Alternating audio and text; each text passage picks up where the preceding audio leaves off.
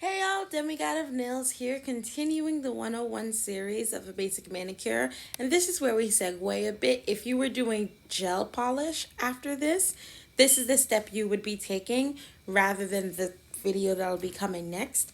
And the one direction is going to be etching.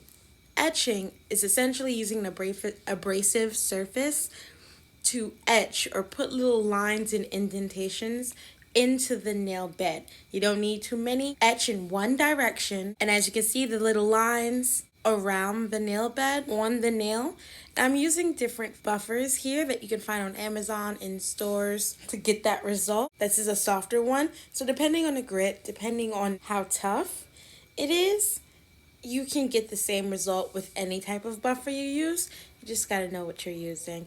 And the ones you'll see me use now are the reusable ones that you only use on clean, disinfected, previously worked on hands, meaning you did the cuticles, you took remove the nail polish, you cut, you clipped, and you did everything you need to do. This is one of the last steps you will be taking before polishing.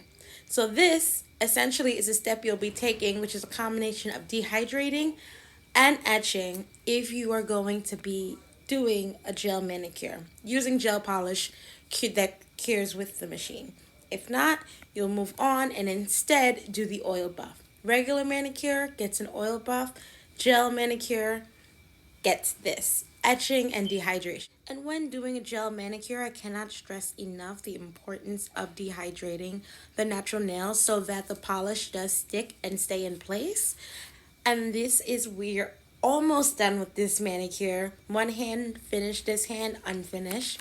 We'll be continuing the series with an oil buff. Thank you all for coming back, or thank y'all for coming if this is your first time. And we'll continue this one-on-one series with oil buff. See you tomorrow.